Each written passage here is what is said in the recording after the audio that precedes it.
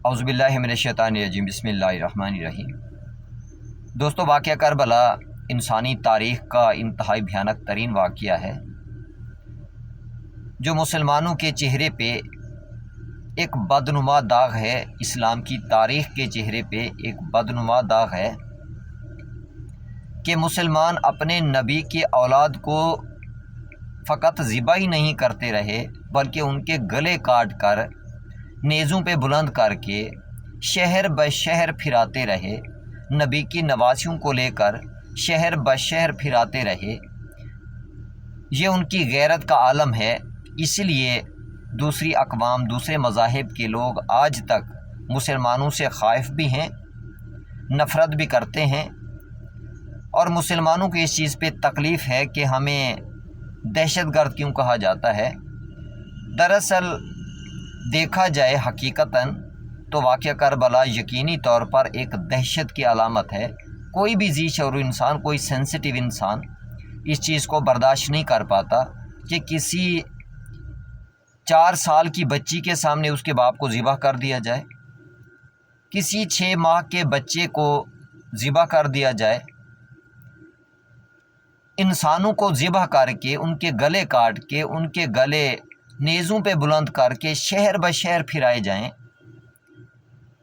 نبی زادیوں کو، نبی کی نواسیوں کو شہر بہ شہر پھرایا جائے، یعنی غیرت و حمیت نام کی کوئی چیز تک نظر نہیں آتی۔ اس کے بعد جب اسیران کربلا کو، نبی کی نواسیوں کو یزید کے دربار میں لے کے گئے، وہاں پہ کیونکہ مختلف ممالک کے سفیر بھی موجود تھے اور حضرت امام حسین علیہ السلام کا سر پیش کیا اس کے سامنے، تو وہ چھڑی سے مولا امام حسین علیہ السلام کے رخساروں پہ، ہونٹوں پہ اور دندان مبارک پہ ٹھوکر مار رہا تھا، اور اس نے کچھ اشعار پڑھے۔ جو اشعار اس نے پڑھے اس کی حقیقت کو، اس کی تربیت کو وہ واضح کرتے ہیں، جس کا مطلب یہ تھا کہ کوئی وحی نازل نہیں ہوئی، یہ فقط بنی ہاشم کا ایک ڈھونگ تھا جو انہوں نے اقتدار کے لیے رچایا تھا۔ پھر کہتا ہے کہ کاش آج میرے بدر کے، احد کے بزرگ ہوتے تو وہ مجھے دعا دیتے، مجھے کہتے کہ اے یزید تیرے ہاتھ کبھی شل نہ ہوں۔ اب یہاں پہ ایک چیز کی طرف اس کی سوچ اشارہ کر رہی ہے، اس کے الفاظ اشارہ کر رہے ہیں۔ نمبر 1، وحی الہی پہ اعتراض،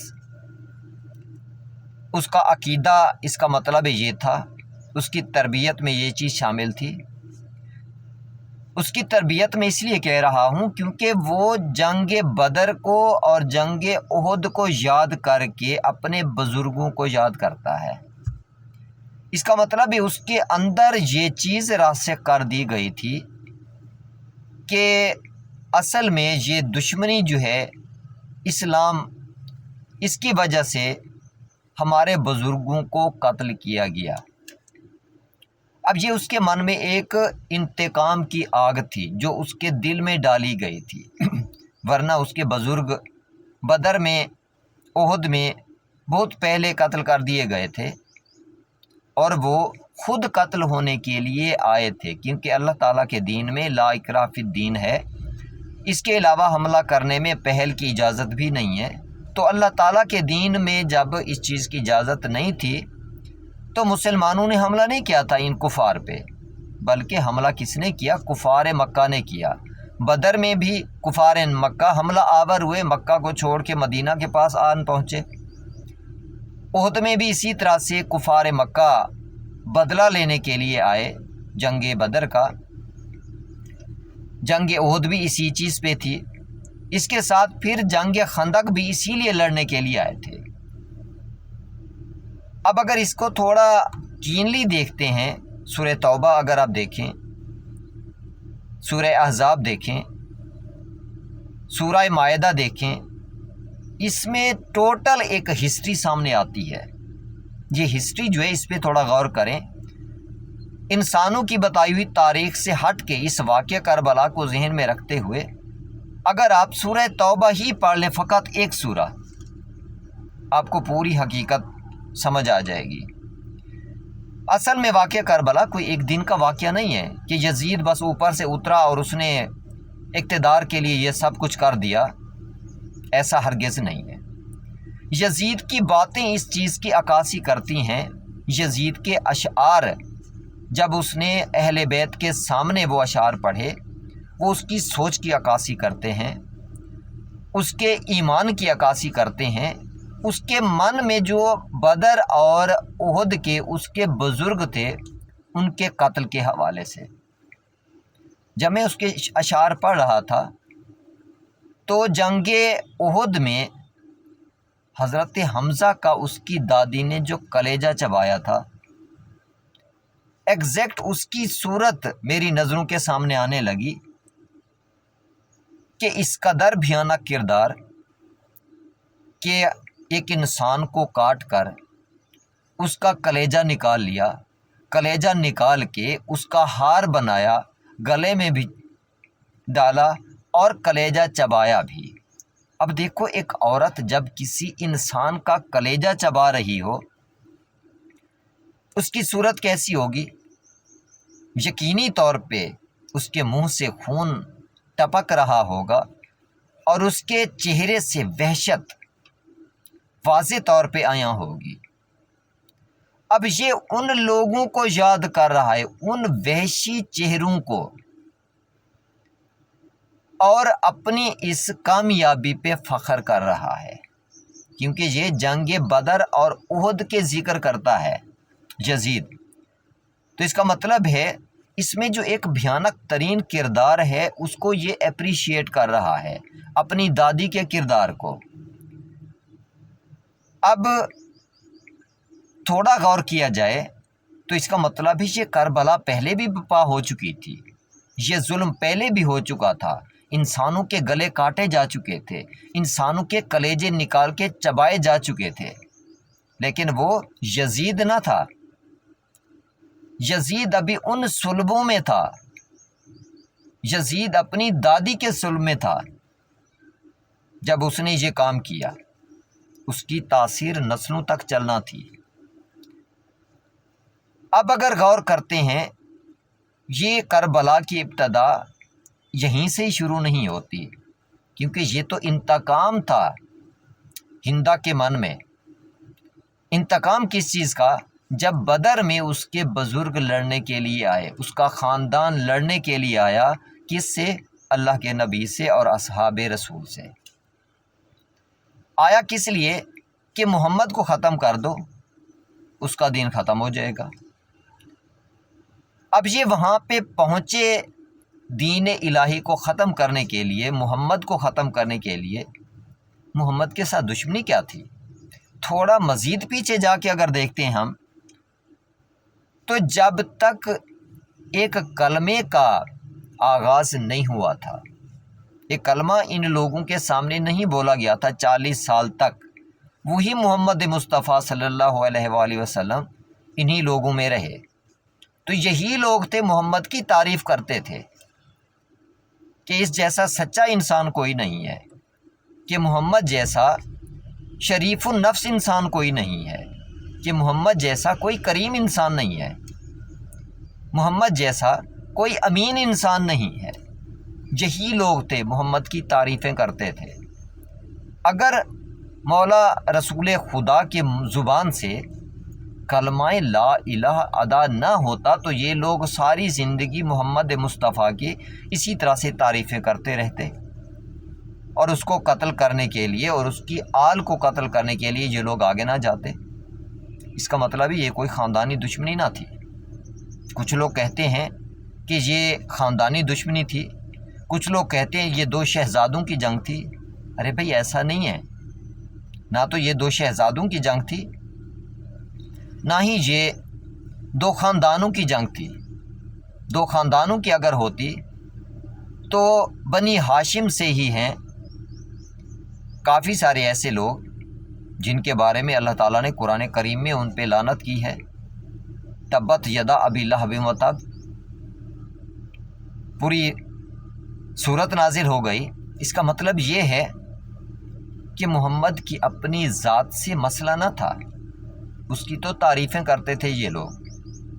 یہ کربلا کی ابتدا اصل میں اس وقت ہوئی جب مولا رسول خدا نے سب سے پہلے کہا لا الہ الا اللہ۔ تو بس یہ لا الہ الا اللہ کہنا تھا کہ آگ سی بھڑک اٹھی مکہ میں، بت پرستوں میں۔ بھاگے بھاگے گئے ابو طالب کے پاس کہ اپنے بچے کو سمجھائے، وہ ہمارے خداؤں کو برا بھلا کہتا ہے۔ تو ابو طالب نے کہا کہ میرا محمد تو ایسا ہے ہی نہیں، کسی کو برا بھلا نہیں کہتا۔ خاموش ہو کے واپس چلے گئے۔ ادھر سے اجازت ملی کہ اے محمد، جب تک ابو طالب زندہ ہے تجھے فکر کرنے کی ضرورت نہیں ہے، تو اپنے خدا کی تبلیغ جاری رکھ، تیری پروٹیکشن کے لیے ابو طالب موجود ہے۔ اللہ کے نبی کی پروٹیکشن کے لیے ابو طالب ابھی زندہ ہے، آپ کو پریشان ہونے کی ضرورت نہیں ہے۔ حوصلہ بڑھایا، اور اللہ کا نبی تو ویسے بھی کائنات میں سب سے زیادہ حوصلے والی ہستی ہے۔ تو تبلیغ اسی طرح سے جاری رہی۔ پھر یہ کفار مکہ اکٹھے ہو کے، مشرکین مکہ اکٹھے ہو کے حضرت ابو طالب کے پاس پہنچے، کیونکہ خاندانی انتقام کی بنیاد پہ پھر جنگیں ہوتی تھیں۔ تو اسی وجہ سے یہ پھر پہنچے، کہا کہ اے ابو طالب، محمد ہمیں دے دو، اس کی جگہ پہ ہم قریش کا کوئی اور اچھا خوبصورت ترین نوجوان آپ کو دے دیتے ہیں۔ تو حضرت ابو طالب نے فرمایا کہ کیا میں اللہ کا نبی تمہارے سپرد کر دوں اور تمہارا کوئی لونڈا خود پالوں؟ واپس چلے گئے، جواب مل گیا۔ اس کے بعد پھر تیسری مرتبہ پہنچے کہ دیکھو محمد کو تول لو سونے میں، اتنا سونا تم لے لو اور محمد ہمارے حوالے کر دو۔ فرمایا کس لیے؟ کہا کہ ہم اس کو قتل کریں گے۔ اسی پوائنٹ پہ رک جائیں جو کہتے ہیں کہ یہ اقتدار کی جنگ تھی، دولت کی جنگ تھی۔ ایسی بات نہیں ہے۔ کفار مکہ، مشرکین مکہ تو اپنی دولت دے کر ایک ہستی کو ختم کرنا چاہتے تھے، تو وہ کس کے پیار میں اتنی دولت ختم کرنے استعمال کرنا چاہتے تھے، خرچ کرنا چاہتے تھے؟ یقینی طور پہ اس لا الہ الا اللہ کے کلمہ کے اگینسٹ۔ اس کا مطلب ہے یہ اپنی ساری دولت کہاں خرچ کرنا چاہتے تھے؟ اپنے بتوں کی حفاظت کے لیے، اپنے بت پرستانہ نظریات کو قائم رکھنے کے لیے، ان کی حفاظت کے لیے یہ اتنی دولت خرچ کرنا چاہتے تھے۔ تو اس کا مطلب ہے یہ عقیدت کی جنگ تھی، عقیدوں کی جنگ تھی۔ ایک طرف لا الہ کی جنگ تھی، ایک طرف بت پرستوں کی جنگ تھی۔ تو ایک طرف کھڑے ہوئے مولا رسول خدا کا اپنا خاندان، حضرت ابو طالب جو فرنٹ پہ تھے۔ ایون پھر کفار مکہ نے وہ حالات کر دیے کہ شیب ابی طالب میں جا کے پناہ لینا پڑی حضرت ابو طالب جیسی ہستی کو بھی، اور مولا رسول خدا کو، اپنے گھرانے والوں کو، اپنے قریبیوں کو لے کے ایک وادی میں پناہ لی۔ ایون اس وادی کا نام شیب ابی طالب پڑ گیا۔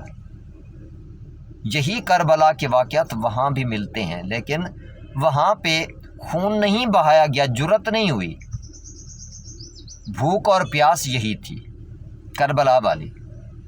اس کا مطلب ہے کربلا کی ابتدا اس وقت ہوئی جب اللہ کے نبی نے سب سے پہلے کلمہ لا الہ پڑھا۔ بت پرست جو تھے مکہ کے وہ بھی پھر گئے۔ تو یہ عقیدوں کی جنگ تھی، مذاہب کی جنگ تھی، لا الہ کی جنگ تھی، اور بت پرستوں کی جنگ تھی یہ۔ تو کربلا تک یہی چیز مسلسل یہ واقعات چلتے آ رہے ہیں۔ ایون حالات یہاں تک پہنچے کہ ہجرت کر کے مدینہ جانا پڑا۔ حالانکہ مدینہ میں جو لوگ تھے انہوں نے پروٹیکشن دی اللہ کے نبی کو، رشتہ دار نہ تھے، قریبی نہ تھے، مکہ میں اپنے رشتہ دار تھے، اپنا خون تھا، اپنے قریبی تھے، اپنے قریش تھے، لیکن پناہ غیروں نے دی، اپنوں نے مارنے کی کوشش کی۔ اس کا مطلب نہ تو یہ خاندانی جنگ تھی، نہ قبائل کی جنگ تھی۔ قبائل کی جنگ ہوتی تو یہ واقعات پہلے ہو چکے ہوتے، لا الہ پڑھنے کے بعد یہ واقعات اتنی شدت کے ساتھ نہ ہوتے۔ تو اس کا مطلب ہے جب ہجرت کر کے اللہ تعالیٰ کے حکم سے مومنین مدینہ پہنچے، ہجرت کرنے کے باوجود مکہ کے کافر، مکہ کے مشرک آرام سے بیٹھے نہیں ہیں، سکون نہیں آیا، حالانکہ ان کی سرزمین سے چلے گئے تھے، لیکن یہ کفار مکہ کے اپنے کرتوت تھے کہ وہاں سے بھاگ کے گئے ان کو واپس لانے کے لیے، تاکہ کربلا بپا کر دیں، ان کو قتل کر دیں، ان کے گلے کاٹ دیں۔ لیکن مدینہ کے بادشاہ نے واپس نہ کیا ان کو، واپس پلٹے جب آرام کر کے بیٹھے نہیں، سکون نہیں تھا۔ کیوں سکون نہ تھا؟ اب مکہ کا اقتدار تو ان کے پاس تھا، اگر کربلا کی جنگ اقتدار کی جنگ تھی تو ان کے مخالف تو چلے گئے تھے مدینہ میں، مکہ میں تو اب کفار مکہ کا اقتدار تھا نا، بنی امیہ کا اقتدار تھا نا، ان کو تو کاؤنٹر کرنے والا کوئی بھی نہ تھا، تو پھر آرام سے بیٹھ جاتے نا۔ اس کا مطلب ہے یہ اقتدار کی جنگ نہ تھی۔ یہ سکون کیوں نہیں آ رہا تھا؟ محمد نے لا الہ کیوں کہا؟ سکون اس لیے نہیں آ رہا تھا۔ اسی وجہ سے انہوں نے اپنی طاقت اکٹھی کی، 2 سال پورے زور لگا کے طاقت اکٹھی کی، تربیت کی۔ اس کے بعد 2 سال کے اندر اندر پھر جا کے حملہ کیا مدینہ میں ہی۔ جنگ بدر کا واقعہ 2 ہجری میں پیش آتا ہے۔ اس کا مطلب ہے یہ لوگ وہاں پہنچے تاکہ محمد کو ختم کیا جائے، اور یہ جو دین لے کے آیا ہے محمد مصطفیٰ، یہ خود بخود ختم ہو جائے گا۔ تو یہ محمد کے ساتھ دشمنی کس چیز کی تھی؟ تو یقینی طور پہ یہ لا الہ کی دشمنی تھی۔ ویڈیو کافی لمبی ہو جائے گی کیونکہ یہ اتنا بڑا واقعہ ہے، اس کے اتنے سارے حقائق ہیں کہ ایک ویڈیو میں بیان نہیں کیے جا سکتے۔